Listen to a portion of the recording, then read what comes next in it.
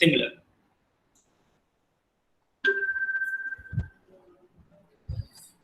और हाँ, आप लोग का थर्सडे को टेस्ट है तो टेस्ट दे दीजिएगा। मेरे ख्याल से थर्सडे को ही है।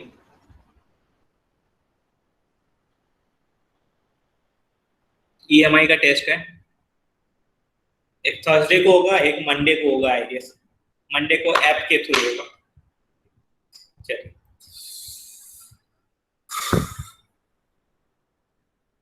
पहला प्रश्न आपके लिए ये रहा आपके स्क्रीन पे।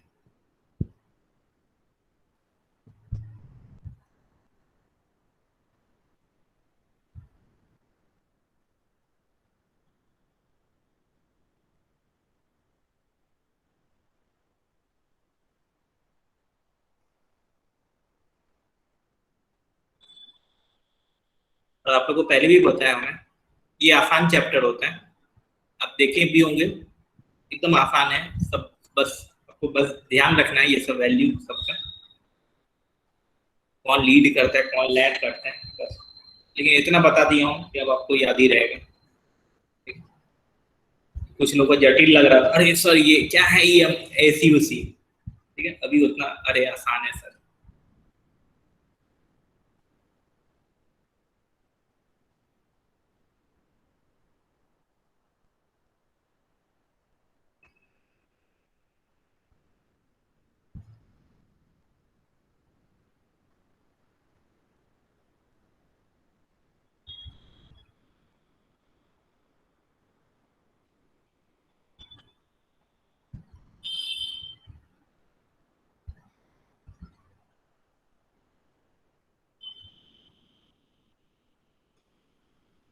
इंस्टेंटेनियस ईएमएफ और इंस्टेंटेनियस करंट दिया हुआ है, आपको एवरेज पावर और वॉटलेस करंट बताना है। ऑप्शन वाले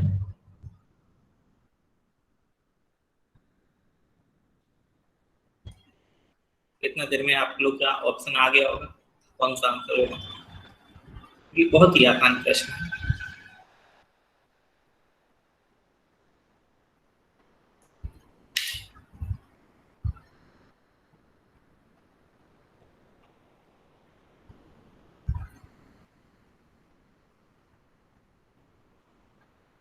और का formula E R M S I R M S cos five और वॉटलेस करें I R M S sine five.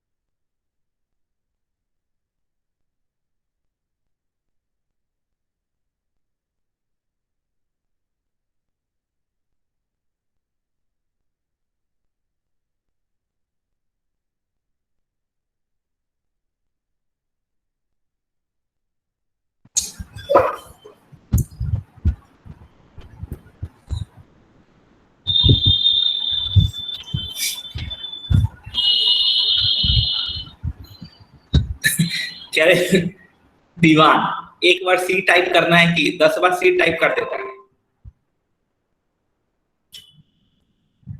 चलिए तो एवरेज पावर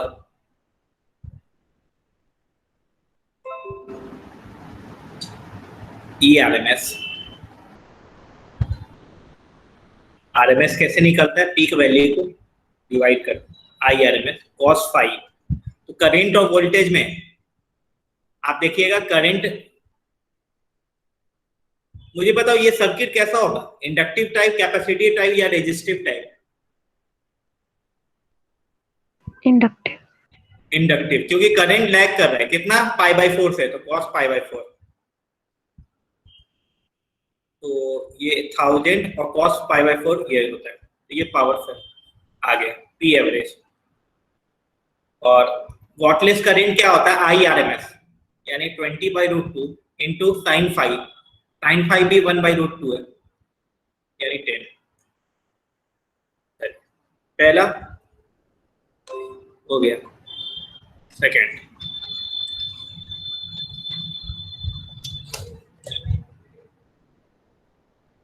क्वेश्चन नंबर 2। ये वीक में ये चैप्टर हो जाएगा खत्म।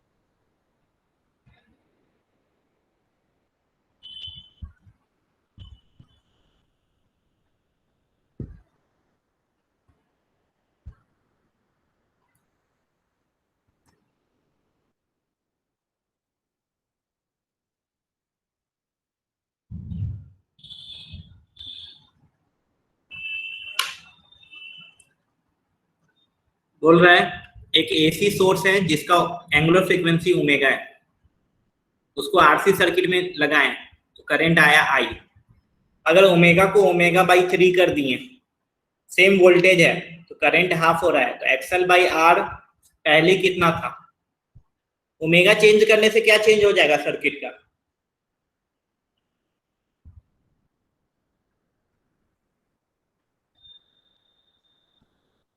ओमेगा चेंज होने से क्या चेंज होगा? अरे आरसी सर्किट में ओमेगा चेंज करेंगे तो क्या चेंज होगा? किसी को नहीं पता है? गजब, फिर से पूछ रहा हूँ, ओमेगा चेंज करेंगे तो आरसी सर्किट में क्या चेंज होगा? जेड एक्सी एक्सी चेंज होगा। ठीक है, एक्सी चेंज हो रहा है यानी जेड चेंज हो रहा है। ठीक है, मान लो पहले एक्सी था तो ओमेगा 1/3 हो गया, तो एक्सी कितना हो जाएगा?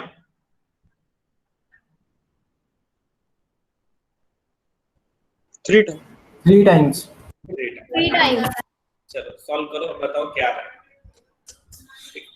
यानी वोल्टेज मान लेना ई है, कुछ जेड था, करंट आई है, बाद में वोल्टेज सेम है, जेड चेंज हो गया, करंट हाफ हो गया। सॉल्व करोगे आंसर आ जाएगा।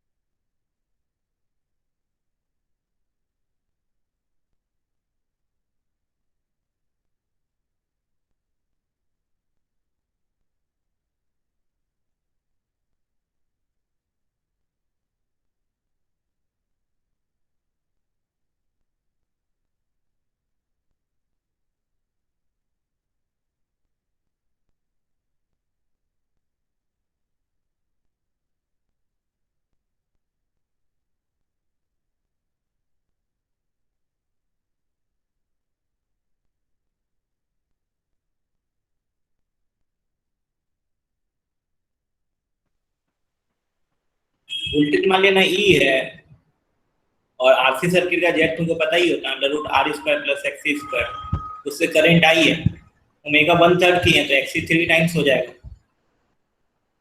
तो ई बाई जेड फिर से लिखो और करंट आई बाई 2 है, सॉल्व करोगे एक्सी बाई आर आ जाएगा।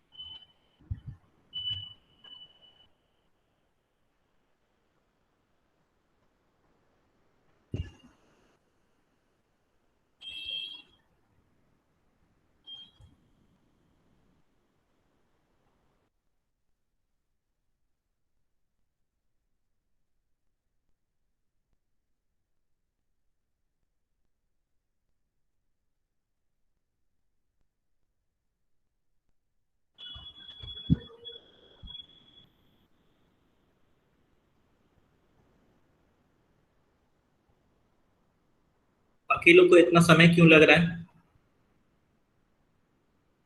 नेशन वांट्स टू नो, बाकी लोग को इतना क्यों टाइम लग रहा है?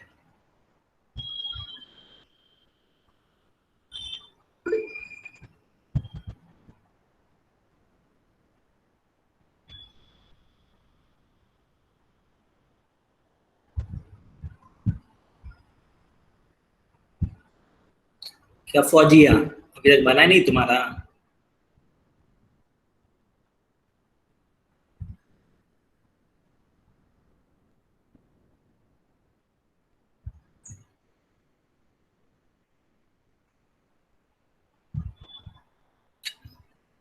आज ही मनाने का है, आज ही। आज ही मतलब अभी।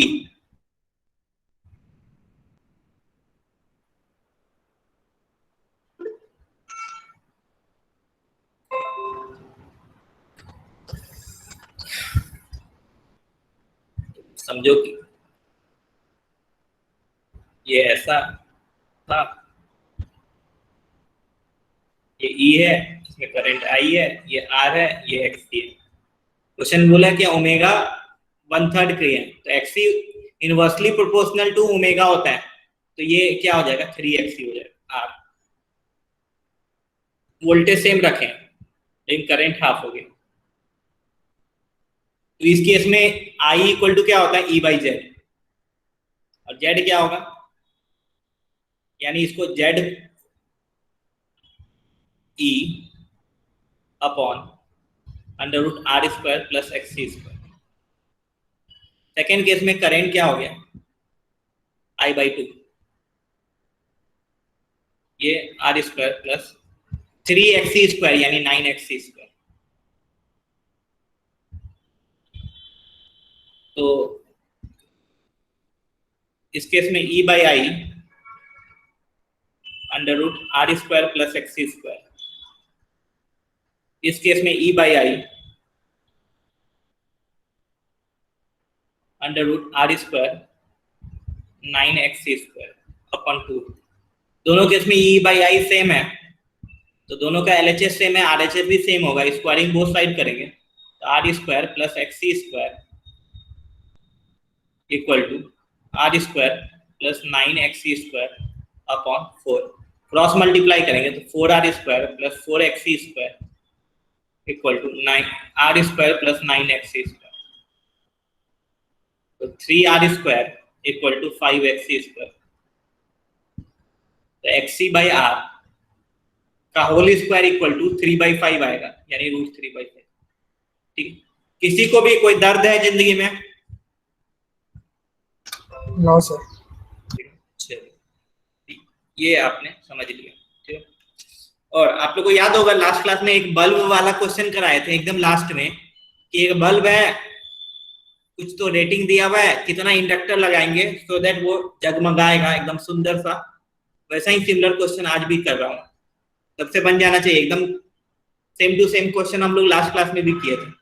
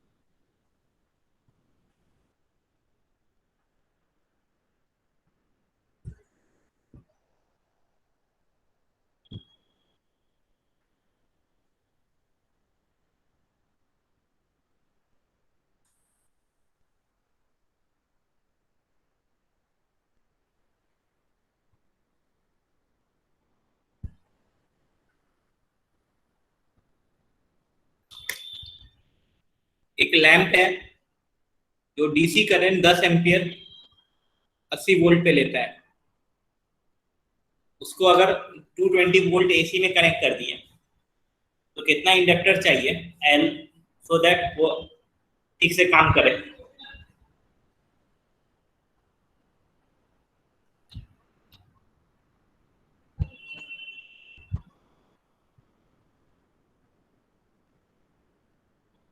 तो सिमिलर क्वेश्चन एकदम लास्ट क्लास में भी किए थे।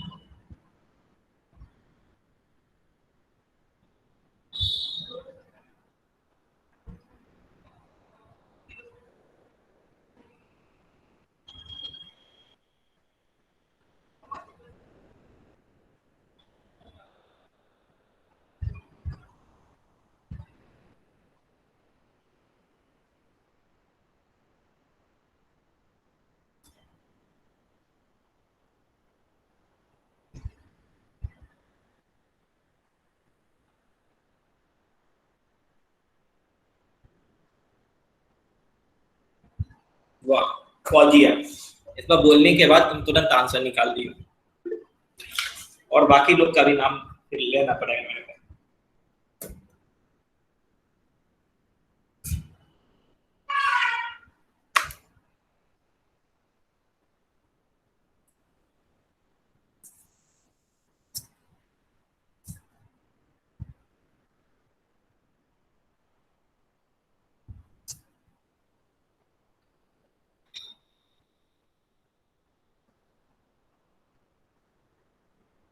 बाकी लोग को इतना टाइम क्यों लग रहा है?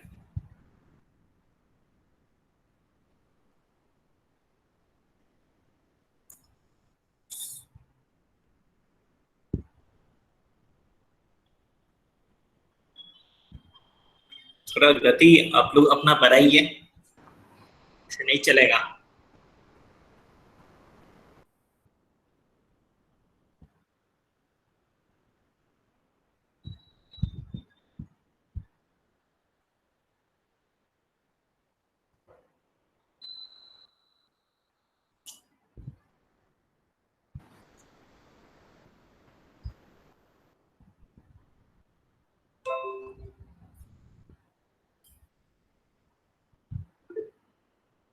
यानी बल्ब 10 एम्पियर पे ठीक ठाक काम करेगा, 10 एम्पियर करंट जाएगा, ठीक काम करेगा।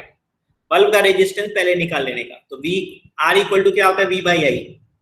तो V है और I है, तो 8 ओम है बल्ब का, और बल्ब 10 एम्पियर जाएगा तो ठीक ठाक काम करेगा। तो बल्ब में जो करंट होगा वो क्या होगा? E by Z.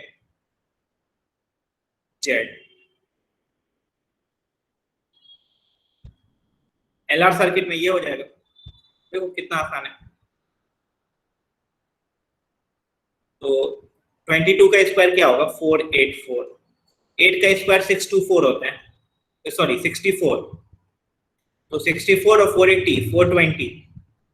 तो एक्सएल जो आएगा 420, और ये आपका रफली 20.5 ओम आएगा।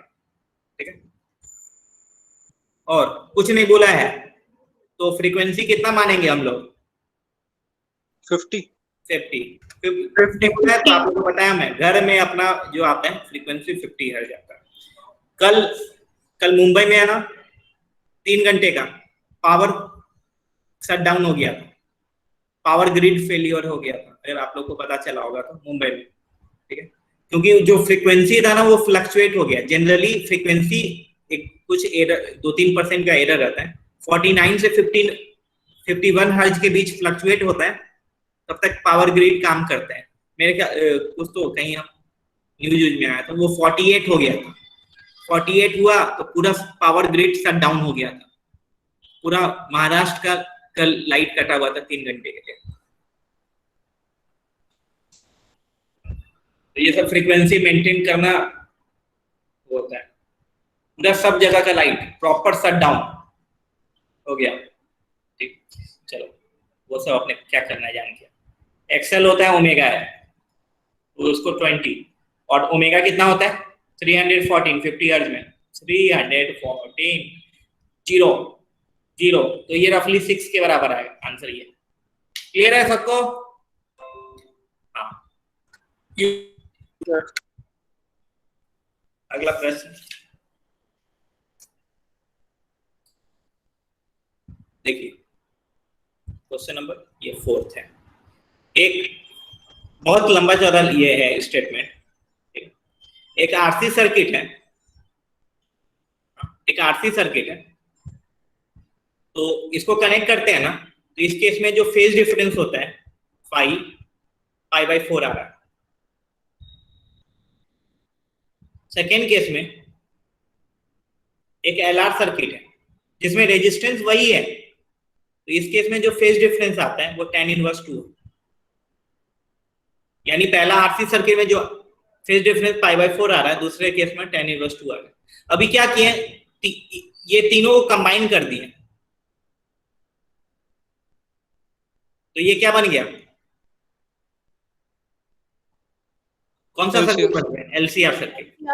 सेम रेजिस्टेंस यूज कर रहे हैं, और वही कैपेसिटर और वही इंडक्टर यूज कर रहे हैं। तो आपको बताना है पावर फैक्टर क्या होगा। पावर फैक्टर बताना है एलसीआर सर्किट का, ये ऑप्शन है। बहुत ही आसान प्रश्न है। बोला है आरसी सर्किट का फेज डिफरेंस π/4 है, एलआर सर्किट का फेज डिफरेंस tan−1 है। तो आपको बताना है यही सबसे मिला के हम लोग एलसीआर सर्किट बनाए तो उसका पावर फैक्टर कितना हो। ठीक है, चलिए काम पे लग जाइए आप लोग फटाफट।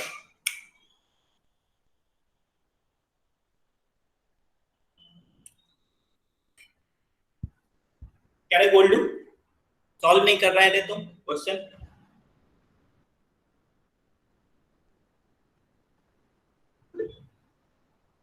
कर रहे हैं तो लेट आता है ऊपर से।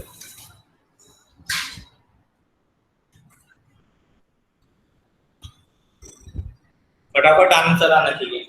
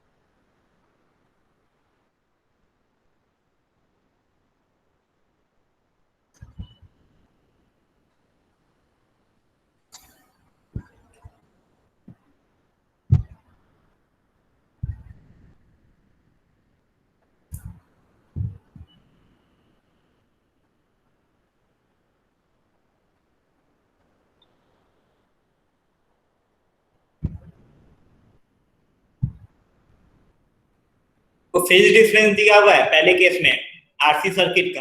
आरसी सर्किट का tan⁵ क्या होता है XC/R, एलआर सर्किट का XL/R, आर एक्सएल एक्सी में रिलेशन आ गया तो पावर फैक्टर एलसीआर सर्किट का लिख दो फॉर्मूला R/Z होता है, Z निकाल दो। ना आसान क्वेश्चन देता हूं मैं।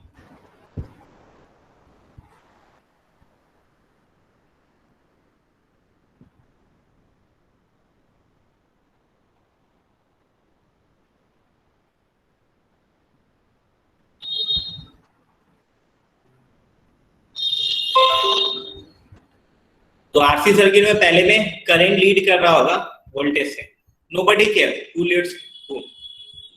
अपने को tan⁵ से मतलब है, tan π/4 XC/R, tan π/4 1 XC/R 1 XC = R।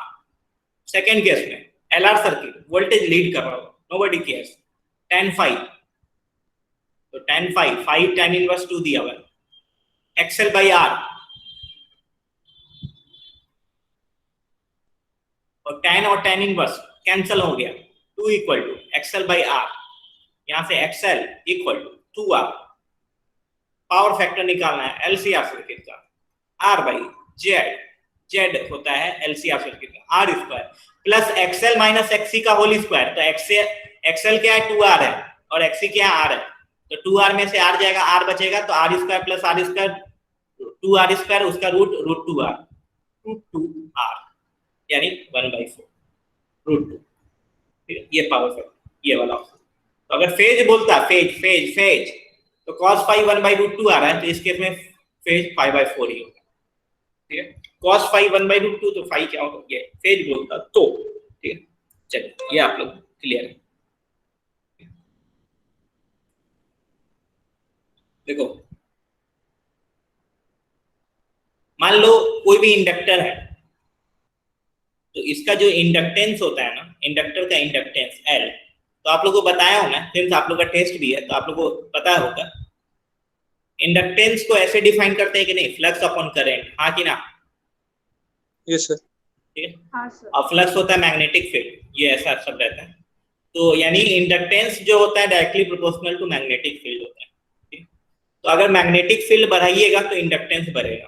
ठीक है, तो आप लोग याद रखिएगा, कोई भी सोलोनॉइड में अंदर में आयरन रॉड इंसर्ट करते हैं, तो आयरन रॉड फेरोमैग्नेटिक सब्सटेंस है, उसकी वजह से अंदर में मैग्नेटिक फील्ड इंक्रीज होता है। सिंपल याद रखना, कभी भी रॉड के अंदर में, सॉरी सोलोनॉइड के अंदर में क्या बोल रहा मैं, हाँ सोलोनॉइड के अंदर में आयरन रॉड डालते हैं, तो रॉड डालने से बी बढ़ता है, बी बढ़ने से एल बढ़ता है। ठीक, तो आप लोग याद रखिएगा, सोलोनॉइड में अगर एक आयरन रॉड इंसर्ट करते हैं, तो वो आयरन रॉड इंसर्ट करने से उस इंडक्टर का जो एल का वैल्यू होता है वो इंक्रीज होता है, यानी इंडक्टेंस इंक्रीज होता है। ठीक है, सिंपल सोलोनॉइड में अगर एक आयरन रॉड इंसर्ट करोगे ना, तो उसका एल का वैल्यू इंक्रीज होगा। ठीक है, इतना चीज याद रखो, बाकी का जानकारी सेहत के लिए ठीक नहीं है।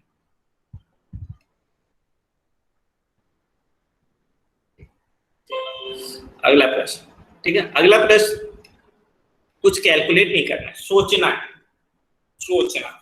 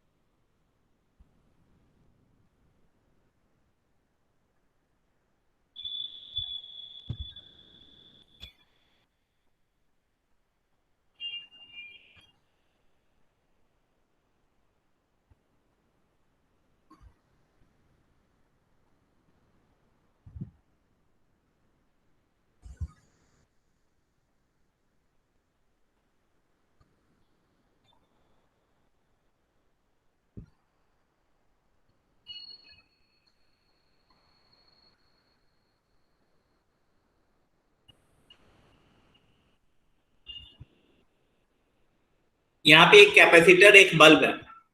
बल्ब को आपको बताया हूं, बल्ब को क्या हम लोग मानते हैं, रेजिस्टेंस। बल्ब मतलब रेजिस्टेंस। आपको बताना है कि अभी बल्ब चमक रहा होगा, जैसे अपने घर में, आपके घर में बल्ब जला हुआ है और करंट कौन सा आ रहा है, एसी करंट आ रहा है। कौन सा करंट आ रहा है, एसी। तो आपको बताना है कि बल्ब के ब्राइटनेस पे क्या फर्क पड़ेगा अगर कैपेसिटर में डाइलेक्ट्रिक डालती है, या ये जो सोर्स है, सोर्स एसी सोर्स का फ्रीक्वेंसी कम कर रहे हैं, तो उससे बल्ब का ब्राइटनेस पे क्या फर्क पड़ेगा, बढ़ेगा घटेगा, नोबडी केयर्स, या मतलब एज इट इज रहेगा, नो चेंजेस। बस सोचना है तुमको और आंसर करना, इंक्रीजेस डिक्रीजेस रिमेन सेम।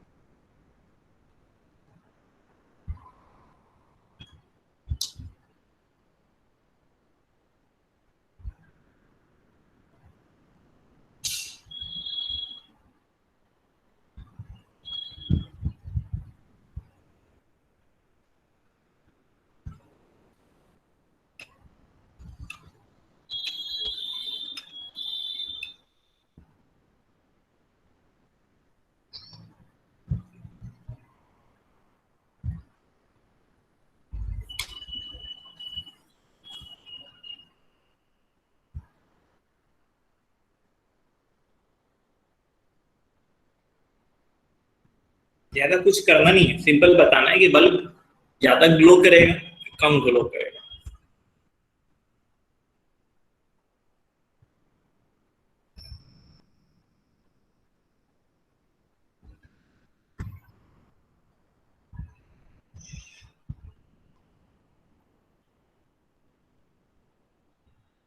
ये सब आपके बोर्ड के 1 नंबर के क्वेश्चन में भी ऐसा क्वेश्चन पूछता है, ऐसा दे देगा, बोलेगा क्या फर्क पड़ेगा, बढ़ेगा करेगा, एक सिंगल वर्ड में आंसर करना है।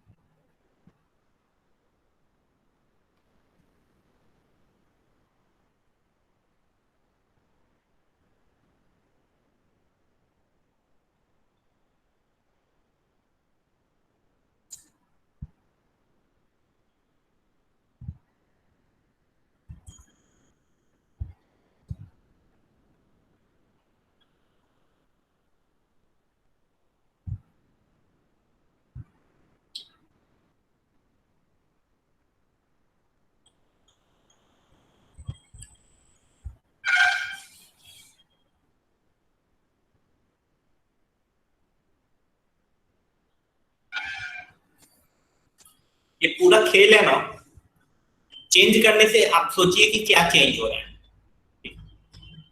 बल्ब ग्लो ज्यादा या कम करेगा वो पावर से डिसाइड होता है। पावर बोले तो करेंट, तो पावर I²R होता है बल्ब का। तो आप यानी अगर करंट सर्किट में बढ़ रहा है तो ज्यादा ग्लो करेगा, सर्किट का करंट कम होगा, कम ग्लो करेगा। अब करंट कैसे निकलता है, तो E/Z से,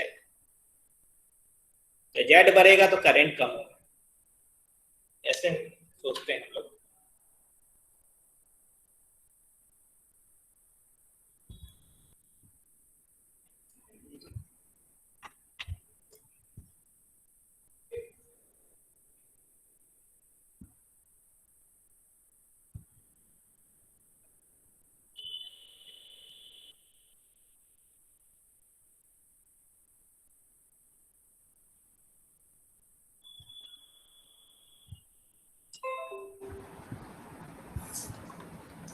तो बल्ब का पावर, मान लो इसमें करंट आई है, तो बल्ब का पावर I²R होता है। तो बल्ब का रेजिस्टेंस फिक्स होता है, तो I बढ़ेगा तो पावर बढ़ेगा, और I क्या होता है, E/Z होता है। और RC सर्किट में Z क्या होता है, R² + XC होता है, और XC क्या होता है, 1/ωc होता है। ठीक है, तो पहला पार्ट में कैपेसिटर में डाइलेक्ट्रिक डालने से कैपेसिटेंस बढ़ता है कि घटता है, बढ़ता है। बढ़ता है। ठीक है, कैपेसिटेंस डालने, डाइलेक्ट्रिक डालने से कैपेसिटेंस बढ़ेगा, कैपेसिटेंस बढ़ेगा तो XC क्या होगा, कम। क्योंकि इनवर्सली प्रोपोर्शनल टू C है, XC कम होगा। XC कम होगा तो Z क्या होगा, कम की ज्यादा, कम। Z कम हुआ तो करंट क्या होगा, current inversely proportional to Z है, तो Z कम होने से I क्या होगा, बढ़ेगा। I बढ़ेगा यानी बल्ब ज्यादा ग्लो करेगा, यानी इसमें इंक्रीज जाएगा। सेकेंड में फ्रीक्वेंसी डिक्रीज कर रहा है, तो F फ्रीक्वेंसी डिक्रीज कर रहा है, तो फ्रीक्वेंसी इक्वल टू ω/2π होता है। फ्रीक्वेंसी डिक्रीज कर रहा है यानी ओमेगा डिक्रीज कर रहा है, तो ओमेगा डिक्रीज होगा तो XC क्या होगा, इंक्रीज। XC बढ़ेगा क्योंकि इनवर्सली प्रोपोर्शनल टू ओमेगा है, तो XC बढ़ेगा, XC बढ़ेगा तो Z बढ़ेगा, Z बढ़ेगा तो I क्या होगा, कम होगा, I कम होगा यानी पावर भी कम होगा, तो इसका आंसर डिक्रीज करेगा। ठीक है, किसी को भी दर्द है जिंदगी में समझने में, नो सर। सबको समझ में आया ना अच्छे से, कैसे इंक्रीज डिक्रीज करते हैं। ठीक, सेम अगला क्वेश्चन तो अभी थोड़ी देर पहले बताया, आयरन रॉड डालने से क्या होता है, क्या इंक्रीज होता है, मैग्नेटिक फील्ड, इंडक्टेंस। ठीक है, तो L इंक्रीज होगा तो XL क्या होगा, इंक्रीज। XL इंक्रीज होगा, तो XL इंक्रीज होगा तो Z भी इंक्रीज होगा, Z इंक्रीज होगा तो करंट डिक्रीज होगा, तो करंट डिक्रीज होगा यानी पावर आपका डिक्रीज होगा, यानी बल्ब का पावर डिक्रीज हो रहा है, तो इस केस में भी डिक्रीज। किसी को भी कोई डाउट है? No sir. ठीक है, तो याद रखिएगा इंडक्टर में आयरन रॉड डालने से एल बढ़ता है, एल बढ़ने से एक्सएल बढ़ेगा, एक्सएल बढ़ेगा, जेड बढ़ेगा, जेड बढ़ेगा, करंट कम होगा, करंट कम होगा, पावर कम होगा।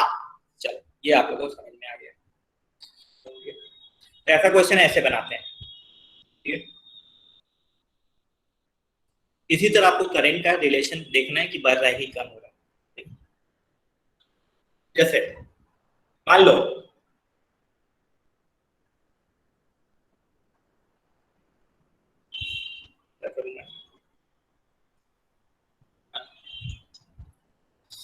एक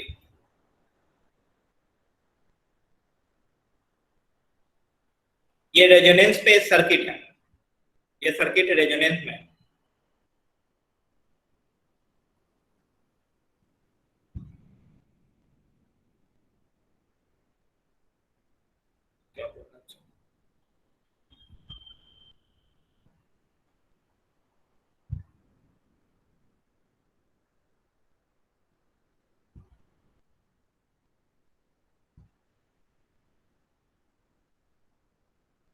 ठीक, मान लो सर्किट रेजोनेंस में है और फ्रीक्वेंसी आप बढ़ा रहे हो,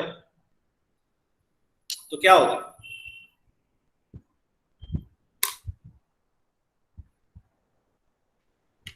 बढ़ेगा पावर की कम होगा?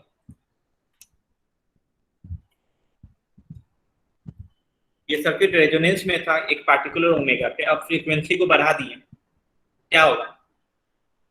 बल्ब का पावर बढ़ेगा कि घटेगा?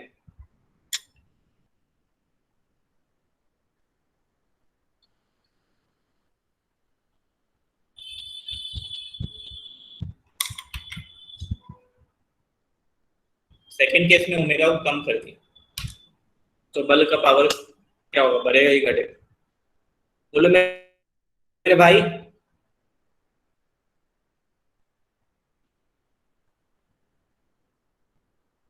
इतना समय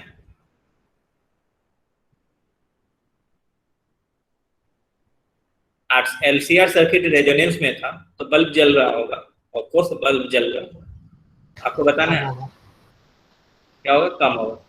लोग इतना टाइम कैसे लगाते हैं? रेजोनेंस में करंट क्या होता है? मैक्सिमम। तो रेजोनेंस से आप हट रहे हैं, रेजोनेंस से हट रहे हैं मतलब ओमेगा चेंज कर रहे हैं, तो ओमेगा चेंज कर रहे हैं, अब रेजोनेंस नहीं है, तो यानी अब करंट मैक्सिमम नहीं होगा, यानी करंट कम हो रहा है। तो ओमेगा बढ़ाइए या कम कीजिए, दोनों केस में बल्ब का पावर कम होगा। रेजोनेंस में करंट क्या होता है? रेजोनेंस का डेफिनेशन ही होता है कि the frequency eight which peak value of current is maximum, यानी अभी सर्किट में करंट मैक्सिमम है। अगर फ्रीक्वेंसी बढ़ा दी है तो भी, क्योंकि आप देखिएगा इसका करंट वर्सेज ओमेगा का ग्राफ ऐसा ही होता है, तो ये मैक्सिमम है। आप आगे जाइए तो भी करंट डिक्रीज हो रहा है, आप पीछे जाइए तो भी करंट डिक्रीज हो रहा है, तो करंट डिक्रीज होगा तो ब्राइटनेस क्या होगा, कम होगा। चमका आप लोग को? बोलना रे, समझ में आया? हाँ सर। Yes sir. ठीक, अब आया नहीं आया भगवान जाने।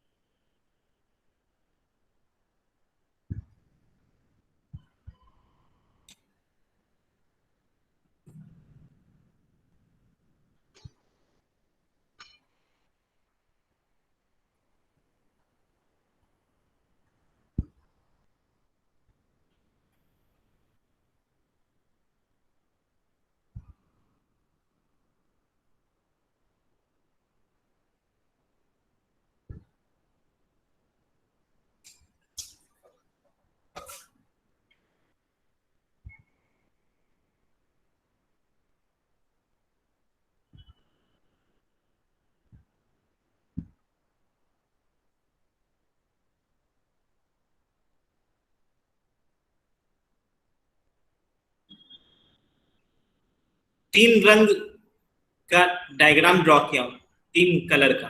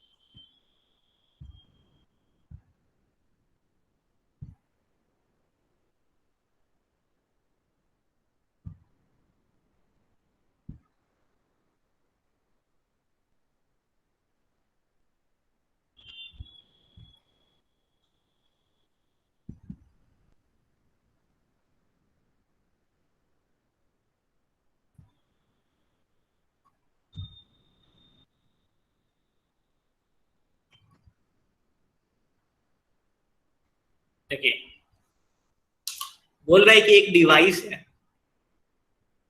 डिवाइस है जिसको हम लोग एसी सोर्स से कनेक्ट कर दिए। एसी सोर्स है V naught sine omega T.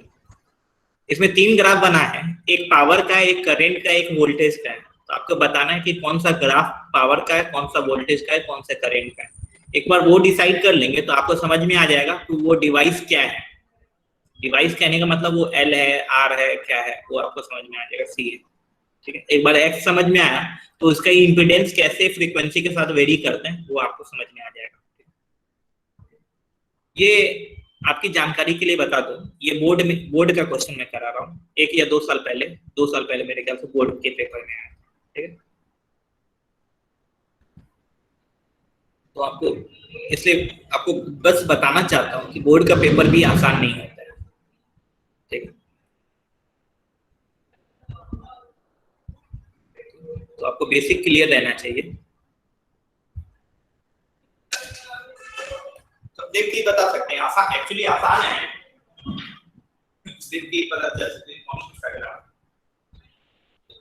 देखिए, समझिए, बताइए।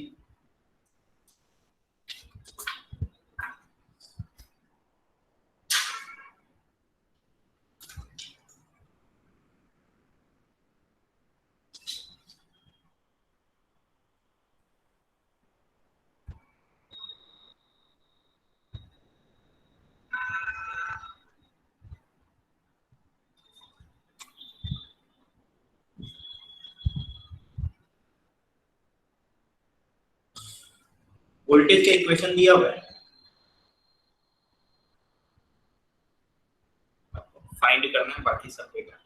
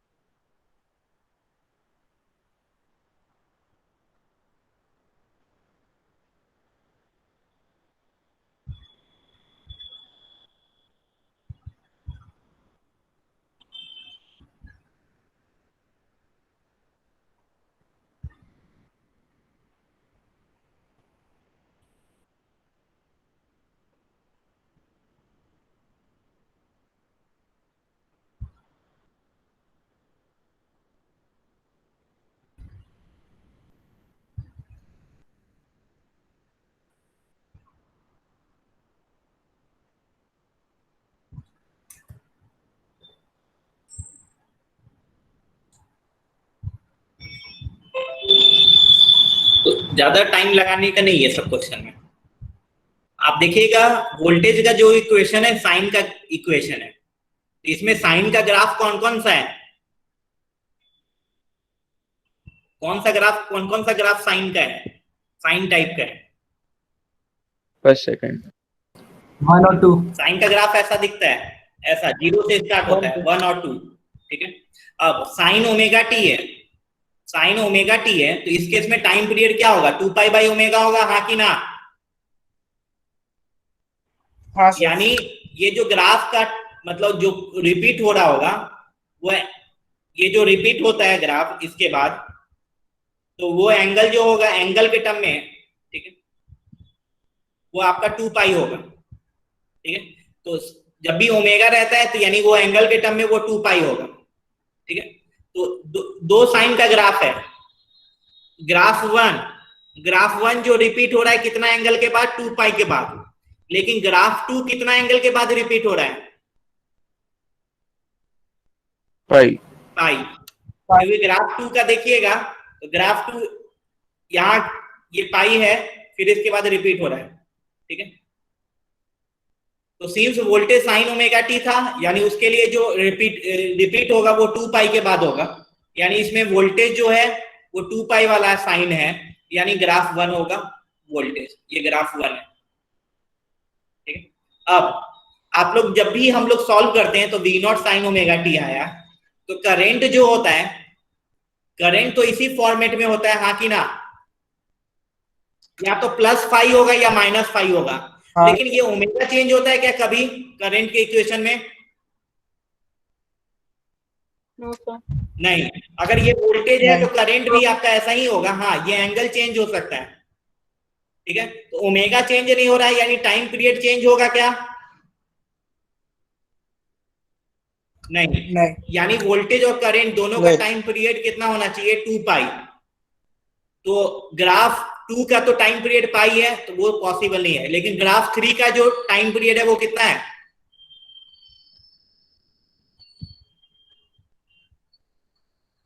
ग्राफ 3 का देखिएगा, तो ग्राफ 3 का जो टाइम पीरियड है ये यहां तक है और ये 2 पाई है, इसके बाद फिर वैसा ही बन जाएगा, यानी ये रिपीट हो रहा है, यानी ये ग्राफ 3 जो है वो करंट का है।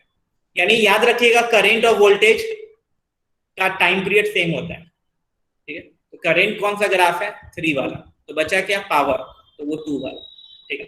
यानी करंट और वोल्टेज का टाइम पीरियड t है, तो पावर का टाइम पीरियड क्या होता है, आधा, t/2।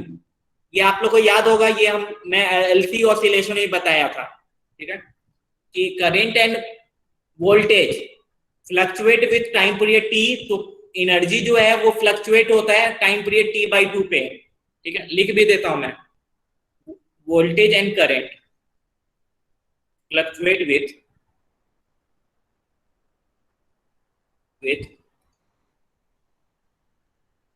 period t and frequency f, then power fluctuate with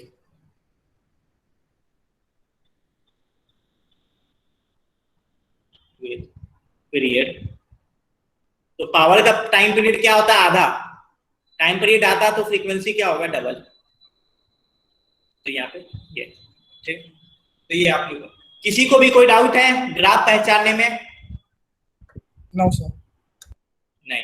एक बार ग्राफ पहचान लिए हैं, अब करंट और वोल्टेज समझ में आ गया, तो ये मुझे बताइए ये डिवाइस कौन सा है, कैपेसिटर। क्योंकि ग्राफ 1 साइन का है ऐसा, तो ग्राफ 2 जो है वो कॉस का है, ये ऐसा। ये रेड वाला करंट है और ग्रीन वाला वोल्टेज है, तो कौन लीड कर रहा है, देखने में क्या लग रहा है, कौन ऊपर है? करंट ऊपर है, ठीक है, करंट ऊपर है। तो जब वोल्टेज 0 है तो करंट आपका मैक्सिमम है, यानी फेज डिफरेंस कितना होगा, 90 डिग्री। अब वैसे भी करंट अगर साइन है तो वोल्टेज साइन है, तो करंट क्या है, कॉस का ग्राफ है, यानी साइन और कॉस में एंगल क्या होता है, 90 डिग्री, यानी करंट लीड कर रहा है। तो since I lead V by 90, तो इसलिए ये आपका जो x होगा वो क्या होगा, कैपेसिटर होगा। और कैपेसिटर में का जो इंपीडेंस होता है या एक्सी होता है, और फ्रीक्वेंसी में क्या रिलेशन होता है, इनवर्स। इनवर्सली। Inverse. ठीक है, तो ये ग्राफ इसका ऐसा बनता है। समझ में आया आपको? हाँ सर। ठीक है, तो ये क्वेश्चन आप लोगों को समझ में आया। ठीक है, तो याद रखिएगा, करंट और वोल्टेज का जो टाइम पीरियड होता है उसका आधा पावर का टाइम पीरियड होता है, या फ्रीक्वेंसी के टाइम के टर्म में डबल हो जाता है। ये क्वेश्चन आप लोग समझ गए।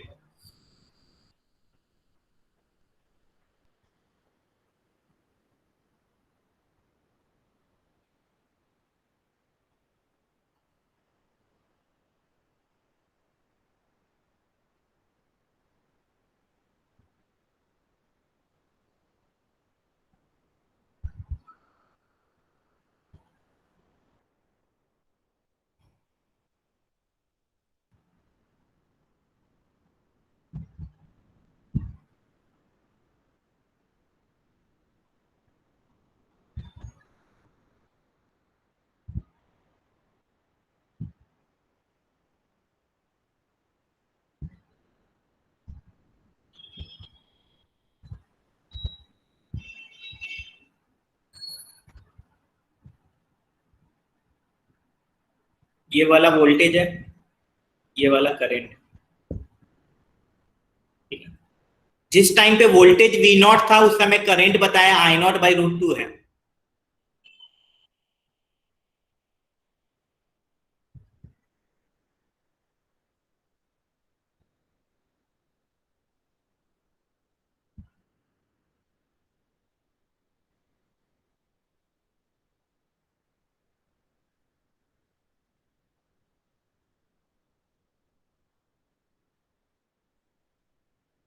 एक ये ग्राफ देख के कौन लीड कर रहा है? Voltage. वोल्टेज। कितना लीड कर रहा है? कितना एंगल लीड करेगा? 5/4। 45 डिग्री। 5 degree. कैसे, क्यों क्यों? अपॉन में √2। जब वोल्टेज मैक्सिमम है यानी 90 डिग्री, उस समय करंट 1/√2 है यानी साइन 45। ठीक है, तो आपको वोल्टेज दिया हुआ है तो बोल रहा है कि कौन सा सर्किट पॉसिबल है।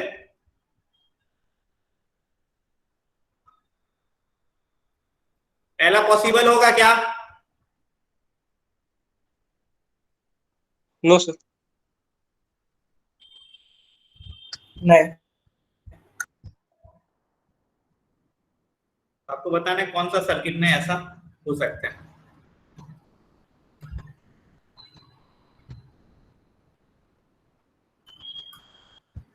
ठीक है, कौन सा दो ऑप्शन नहीं होगा इसमें?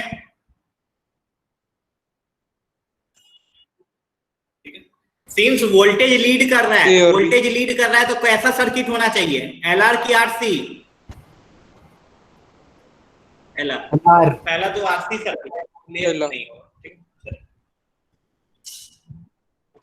LR.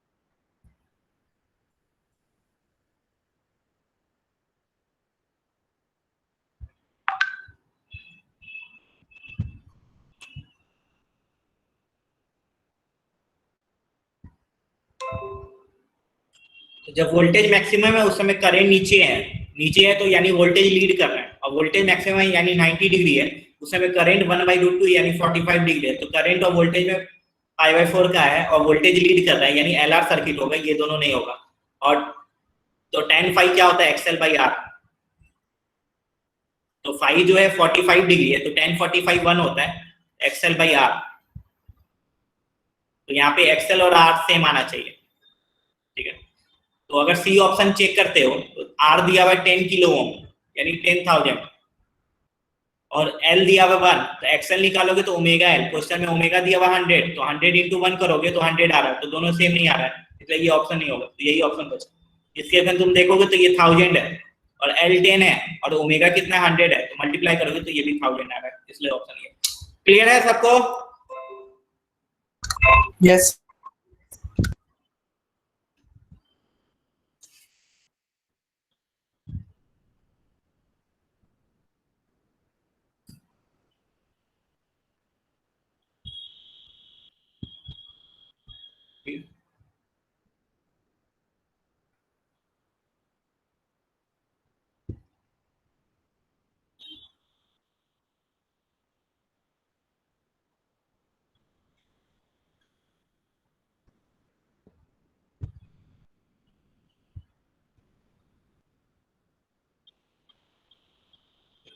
आजकल बहुत ट्रेडिशन में चला हुआ था बीच में कुछ दिन कि रसोड़े में कौन था, ये था। इसमें आपको पहचानना है बॉक्स में कौन था, ठीक है, कौन सा एलिमेंट है, इंडक्टर है कि कैपेसिटर है।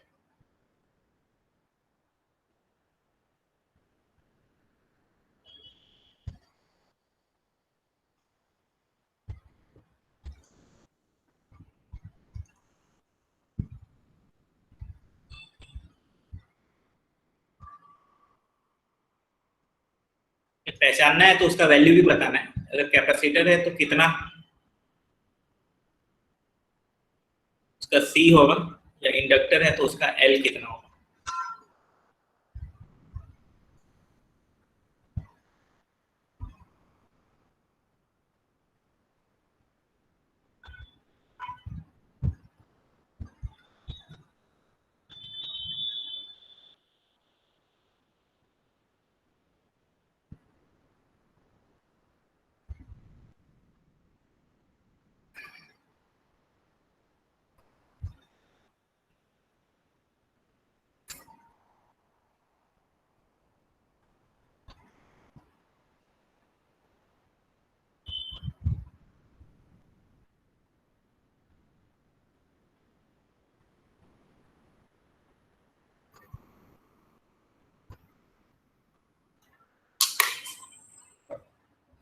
एक बॉक्स में इंडक्टर है या तो कैपेसिटर है, पावर फैक्टर सर्किट का 0.8 है और बोला है कि current lag behind the voltage, तो बताना है सोर्स का वोल्टेज कितना है, सोर्स वोल्टेज यानी V का वैल्यू कितना है, तो वो बॉक्स के अंदर जो एलिमेंट है वो क्या है, उसका वैल्यू कितना है।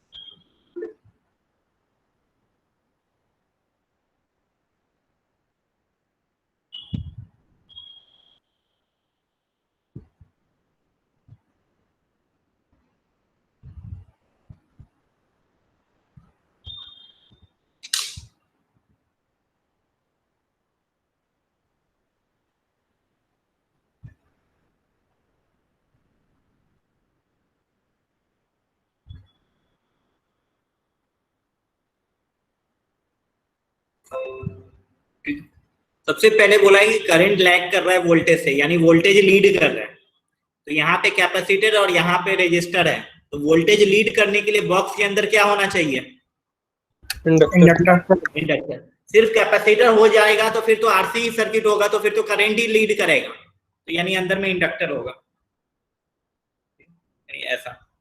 चलो ये पहुंच गए, समझ में आ गया। और पावर फैक्टर दिया हुआ है 0.8। पावर फैक्टर क्या होता है? R/Z। अभी अपन क्या किए हैं, दोनों जगह ऊपर नीचे आई से मल्टीप्लाई कर दे रहे हैं। मुझे बताओ आई इंटू आर ये क्या बताएगा? रेजिस्टेंस का वोल्टेज बताएगा कि नहीं बताएगा? हाँ सर। हाँ, तो IZ क्या बताएगा?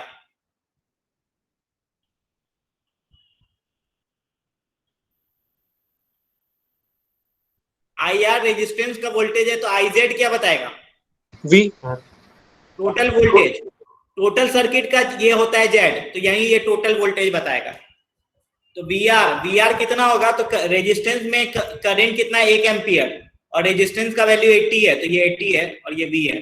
तो 0.8 इक्वल टू 80/V। तो यहां से V आ गया 80/0.8 यानी 100, यानी source voltage 100, box element inductor. किसी को भी कोई तकलीफ है? No sir. और सिंस वोल्टेज लीड कर रहा है, तो एक्सएल और एक्सी में कौन बड़ा होगा? एक्सेल। एक्सेल। तो VL और VC में कौन बड़ा होगा? VL। यानी जो इंडक्टर का वोल्टेज है वो कैपेसिटर से बड़ा होना चाहिए। और आपको टोटल वोल्टेज पता है 100 है, और आपको बताया मैं LCR सर्किट में टोटल वोल्टेज कैसे निकालते हैं, तो VR square plus VL minus VC का होल स्क्वायर, ऐसे ही निकालते हैं, हाँ कि ना? Yes sir. तो ये 80 स्क्वायर है, ये VL है, और ये VC 100 है। अब आपको टोटल चाहिए 100, तो 80 स्क्वायर में क्या ऐड करते हैं? जो 100 आता है उसका रूट 60 ऐड करते हैं, हाँ कि ना? हाँ सर। तो ये सब एकदम स्टैंडर्ड वैल्यू है। जैसे 30 और 40 का स्क्वायर 50 होता है, उसी तरह 80 और 60 का स्क्वायर 100 होता है। यानी VL और VL माइनस 100 का वैल्यू क्या आना चाहिए? 60। तो VL इक्वल टू क्या आ गया? 160। यानी इंडक्टर में वोल्टेज इतना होगा। और इंडक्टर में वोल्टेज क्या होता है? तो IXL, I इंटू XL। तो I 1 एम्पियर है,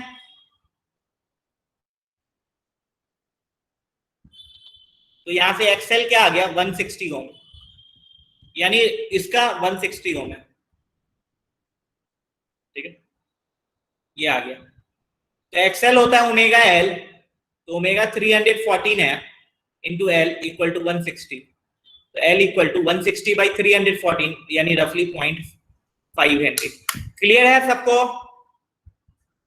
हाँ सर। ठीक है, सिंपल। हम लोग क्या किए, पावर फैक्टर R/Z था, ऊपर नीचे I से मल्टीप्लाई कर दिए। तो IR वोल्टेज रेजिस्टेंस का है, IZ सर्किट का वोल्टेज है। रेजिस्टेंस का वोल्टेज दिया है, उससे सर्किट का वोल्टेज आ गया। सर्किट का वोल्टेज पता है, और सिंस करंट वोल्टेज लीड कर रहा है, यानी VL बड़ा होगा VC से, तो VR square plus VL minus VC का होल स्क्वायर। तो 100 चाहिए, तो 80 स्क्वायर प्लस 60 स्क्वायर ही 100 होता है, यानी VL माइनस VC आपका 60 आना चाहिए, तो उससे VL आ गया 160। VL होता है IXL, I 1 है, उससे XL आ गया 160। XL होता है ओमेगा L, ओमेगा 314 है, उससे करोगे 0.5 एम्पियर।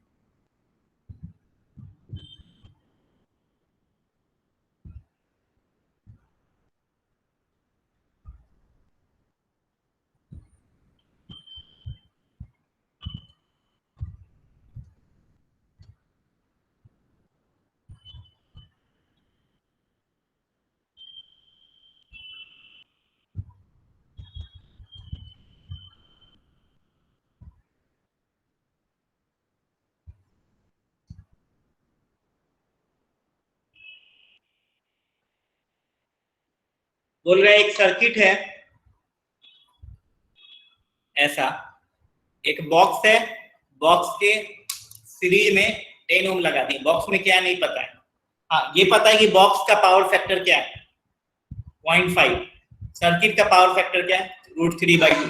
तो आपको बताना है कि बॉक्स के अंदर में जो रेजिस्टेंस होगा उसका वैल्यू कितना होगा। चलिए सॉल्व कीजिए, 5 मिनट का समय दिया जा रहा है आप लोग को।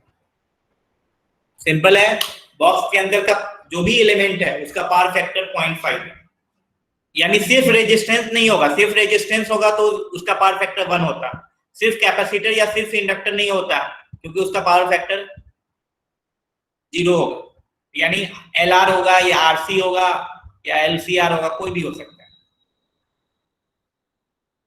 और पूरे सर्किट का पावर फैक्टर कितना है √3/2। तो आपको बताना है कि बॉक्स के अंदर जो रेजिस्टेंस है उसका वैल्यू कितना होगा।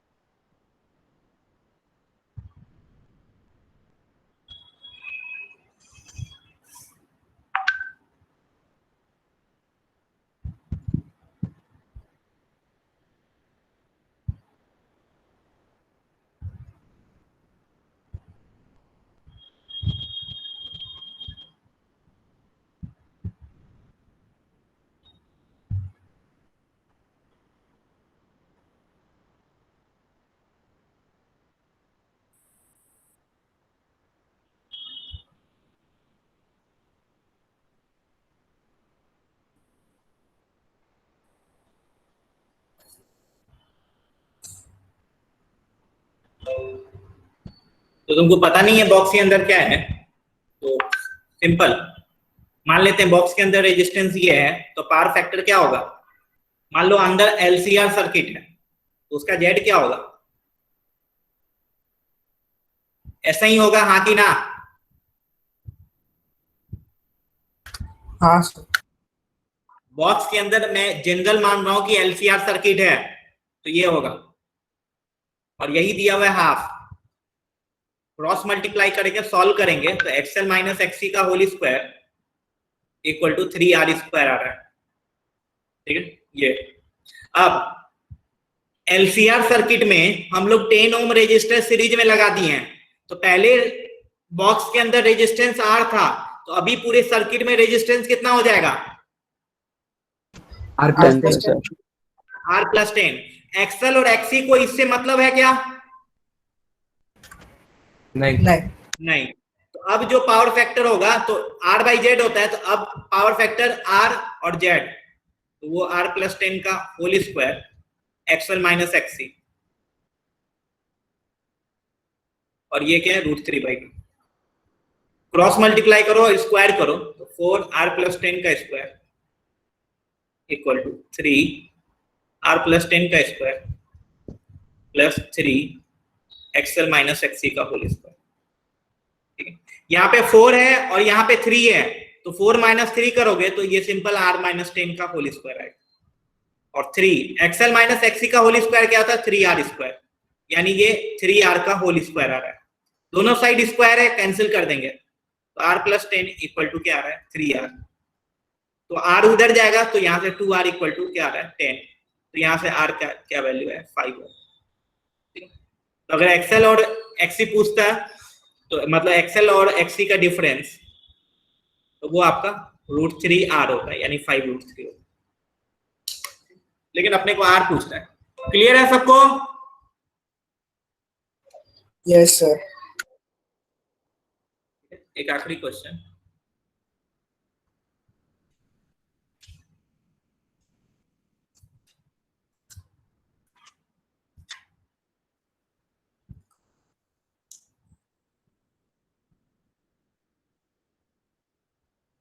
एक रेजिस्टेंस है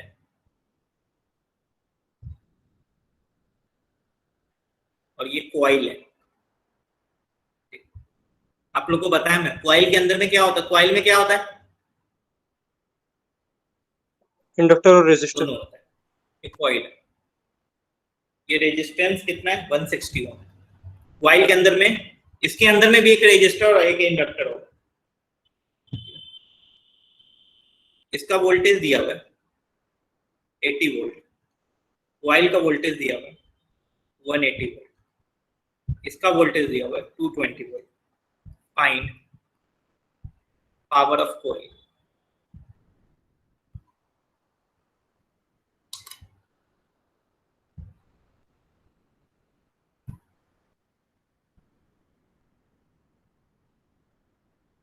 एक रेजिस्टेंस है 160 ओम का, उसमें वोल्टेज 80 वोल्ट है। सर्किट में करंट कितना होगा, डायग्राम देखिए बताओ, सर्किट में करंट कितना होगा।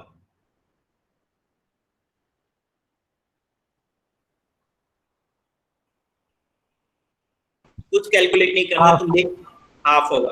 कैसे पता चलेगा, क्योंकि रेजिस्टेंस में वोल्टेज पता है, रेजिस्टेंस का वैल्यू पता है, तो V बाई आई आर होता है, या V by R equal to I होता है, यानी सर्किट में करंट कितना होगा 80/160, यानी हाफ एम्पियर। और कॉइल और रेजिस्टेंस सीरीज में है, यानी कॉइल का भी करंट यही होगा, हाँ कि ना।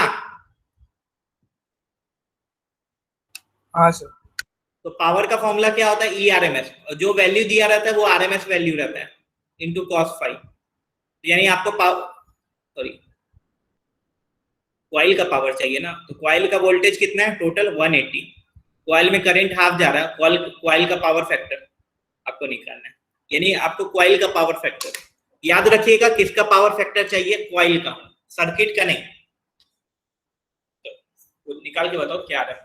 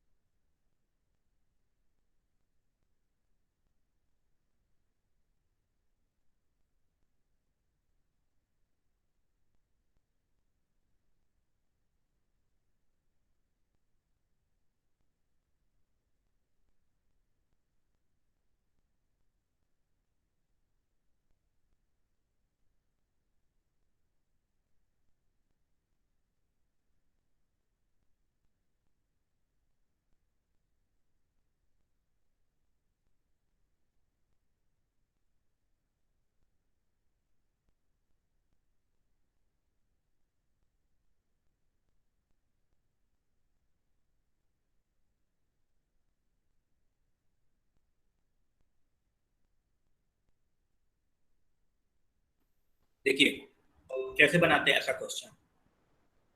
ये एकदम नॉर्मल क्वेश्चन नहीं है, एकदम आसान क्वेश्चन नहीं है, थोड़ा सा सोचना है। करंट को मान लो बेसिस, ठीक है, करंट को मान लो बेसिस, तो रेजिस्टेंस में जो वोल्टेज लिखेंगे वी आर वो इधर ही लिखेंगे, हाँ कि ना? हाँ सर। अब ये कॉइल एलआर सर्किट है, तो एलआर सर्किट में कौन लीड करता है? Voltage voltage. और कितना लीड करता है? 90। 90। एलआर सर्किट में 90 लीड होता है, 5, ठीक है। 5 यानी इसमें फेज डिफरेंस मान लो 5 है, एलआर सर्किट में वोल्टेज और करंट के बीच में फेज डिफरेंस 5 है, तो एलआर सर्किट का नेट वोल्टेज, करंट इधर है तो वोल्टेज एलआर सर्किट का इधर होगा, अब वो करंट से कितना एंगल होगा? 5 होगा। ये ऐसा ही बनेगा इसका डायग्राम, हाँ कि ना? हाँ। यानी अब आपके पास दो वेक्टर है, एक वीआर और एक वीएल है, और ये एंगल भी 5 ही होगा, हाँ कि ना? हाँ। तो इसी दोनों वेक्टर का रिजल्टेंट नेट वोल्टेज होगा, यही दोनों वेक्टर का रिजल्टेंट नेट वोल्टेज होगा। तो बचपन में हम लोग पढ़ते हैं दो वेक्टर है, एक ए एक बी, और दोनों के बीच एंगल थीटा है, तो रिजल्टेंट का फॉर्मूला क्या होता है?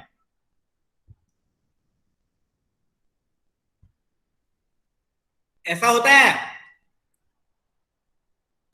हाँ। उसी तरह Yes, sir. वीआर और वीएल का रिजल्टेंट ही 220 है, यानी 220 का square equal to VR square VL square 2 into VR into VL into cos phi. और यही फाई आपको निकालना है, पूरा सॉल्व कीजिएगा, वो 1/3 आएगा, यानी कॉइल का पावर फैक्टर 1/3 है, तो 90 इंटू 1/3 30, ये आपका आंसर।